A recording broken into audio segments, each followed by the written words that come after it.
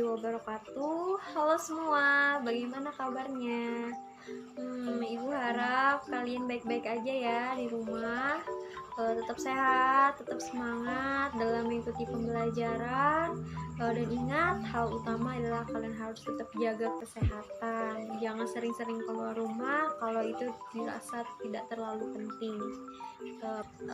Pada hari ini kita akan membahas tentang kerajaan-kerajaan Islam yang ada di Nusantara. Kalau minggu lalu kita membahas tentang teori-teori masuknya agama Islam, maka pada hari ini kita akan membahas tentang kerajaan-kerajaan Islam yang ada di Nusantara. Nah, namun sebelum Ibu masuk ke penjelasan materi kita pada hari ini, Ibu harap dan Ibu meminta kepada kalian untuk menyimak video ini baik-baik. Kalian dengarkan penjelasan Ibu pada video ini tentang materi yang akan kita pelajari. Nah, oke, kita lanjut ke pembahasan ya. Jadi pada hari ini kita akan belajar tentang Kerajaan Samudra Pasai, yaitu kerajaan Islam pertama yang ada di Nusantara. Ketika kalian mendengar nama Kerajaan Samudra Pasai, pasti kalian tahu dong di mana letaknya. Ada yang masih belum tahu di mana letak Kerajaan Samudra Pasai?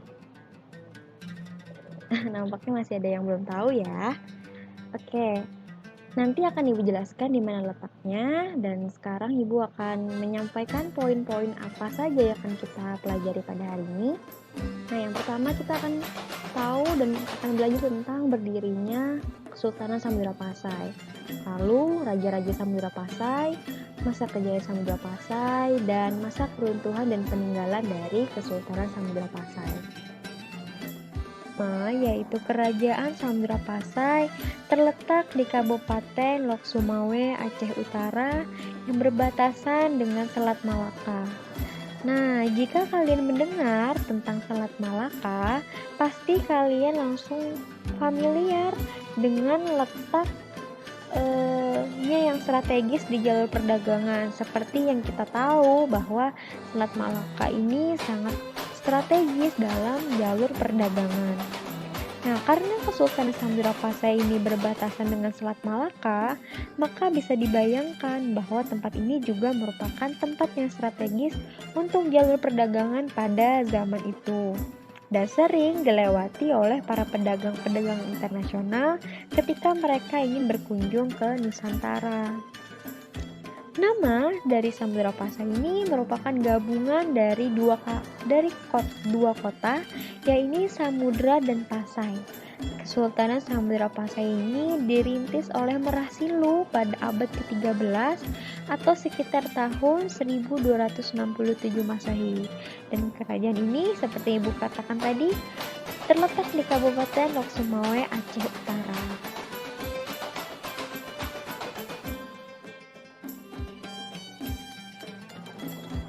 Raja pertama yaitu Malik As-Saleh. Beliau ini merupakan raja pertama dari Kerajaan Samudra Pasai yang memerintah dari tahun 1260 Masehi sampai 1297 Masehi. Sebelum beliau masuk Islam, seperti yang dijelaskan bahwa beliau bernama Merah Silu. Pada masa pemerintahan Malik As-Saleh, sudah ada hubungan dengan Cina, dan hal ini dapat diketahui dari sejarah dinasti Yuan yang mengabarkan bahwa Samudra Pasai telah mengirim utusan bernama Sulaiman dan Syamsuddin ke Cina. Lalu raja kedua ada Muhammad Az-Zahir atau Sultan Malik Al-Zahir. Dia memimpin dari tahun 1297 hingga 1326 Masehi. Pada kekuasaan Malik Al-Tahir, tidak banyak diketahui, namun dapat diperkirakan bahwa mata uang koin emas mulai diperkenalkan di Pasai. Dan pada masa Malik Al-Tahir ini, Samudra Pasai telah menjadi kawasan perdagangan yang ramai. Selanjutnya, yaitu Muhammad Az-Zahir atau Sultan Mahmud Malik Al-Zahir.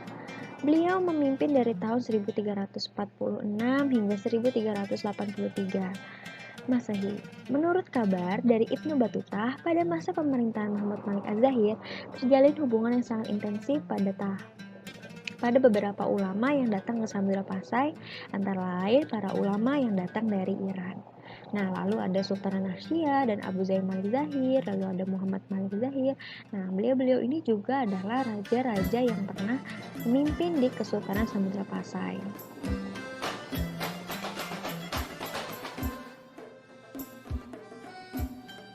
Masa kejayaan Samudra Pasai.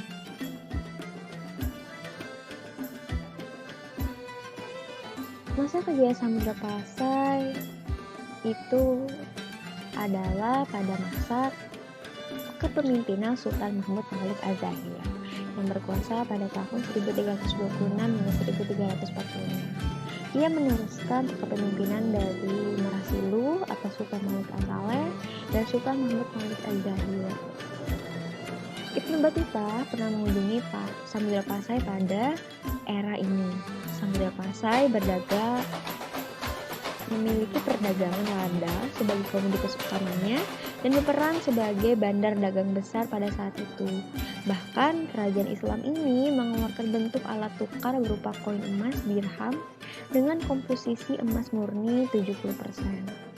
Nah, kerajaan dari Samudra Pasai merupakan kerajaan maritim yang menjadi pusat penyebaran agama Islam dikarenakan letaknya yang strategis dan mudah dikunjungi oleh berbagai orang dari berbagai tempat.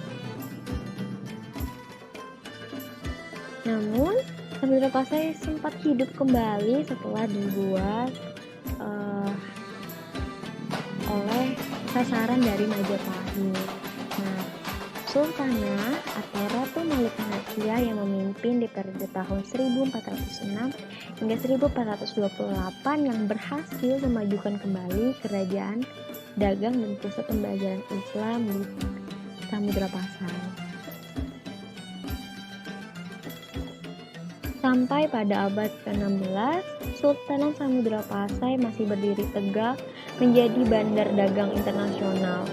Akan tetapi, munculnya kerajaan Malaka pada tahun 1405 membuat Samudra Pasai semakin merosot omset dagangnya karena mereka memiliki tempat yang sama-sama strategis sehingga mereka saling bersaing dalam hal perdagangan.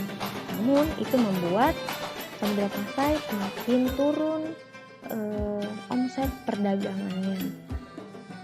Dan dikatakan sebagai catatan akhir dari Raja Samudra Pasai menurut sumber Portugis Barros yang dimuat dari dalam Said 1981, Portugis pernah singgah di kerajaan Samudra Pasai pada masa pemerintahan Sultan Zain al-Abidin.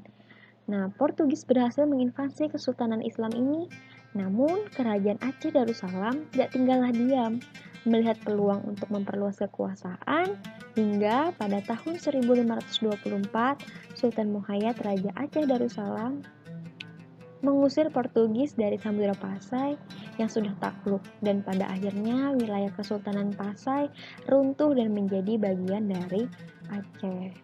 Nah, itulah beberapa penjelasan mengapa terjadinya kemunduran kepada Samudra Pasai. Ada peninggalan Samudra Pasai. Nah, beberapa peninggalan dari Raja Samudra Pasai, yaitu makam-makam yang bertuliskan nama raja, koin emas yang menjadi alat pembayaran pada zaman itu atau yang ibu sebutkan tadi dirham, dan lonceng cakradonya dan hikayat raja-raja Pasai. Nah, ini adalah beberapa foto atau gambar dari peninggalan kerajaan Samudra Pasai. Nah, ketika kalian ingin bertanya apa itu cakradonya? Cakradonya ini merupakan lonceng yang diberikan oleh lonceng ini merupakan hadiah persahabatan dari penguasa dari orang Tiongkok yang memberikan hadiah lonceng tersebut kepada kerajaan Samudra Pasai pada tahun kepemimpinan Raja Zainul Abidin di tahun 1349 hingga 1406 Masehi. Dan itulah beberapa penjelasan tentang kerajaan Samudra Pasai. Nah, ini adalah soal-soal yang akan kalian jawab sebagai tugas. Untuk teknisnya akan ibu jelaskan di akhir video ya. Nah, begitulah penjelasan materi kita tentang Kerajaan Samudra Pasai. Ibu harap kalian menyimak video ini dengan baik, dan apa yang Ibu sampaikan tadi itu bisa kalian mengerti dan kalian pahami. Namun jika kalian memiliki pertanyaan, silahkan kalian tanyakan di grup WhatsApp. Kita melakukan tanya jawab di situ, kita berdiskusi di situ di grup WhatsApp ya. Nah, dan ini terkait tentang tugas. Kalian bisa jawab pertanyaan yang telah Ibu tampilkan tadi. Kalian bisa tulis di kertas folio, lalu kalian scan, lalu nanti kalian kirim ke PA Ibu. Paling lambat itu minggu depan pengumpulan tugasnya, dan Ibu harap kalian tetap semangat ya dalam belajar, tetap sehat, dan bisa tetap semangat terus nih untuk mengikuti pembelajaran yang akan kita lakukan selanjutnya. Nah, dulu kepada kalian, jika Ibu ada salah kata, salah perkataan selama Ibu menjelaskan di video ini, Ibu mohon maaf, dan Ibu berterima kasih kepada kalian yang telah menyimak video ini dengan baik. Tutup video ini. Terima kasih. Wassalamualaikum warahmatullahi wabarakatuh.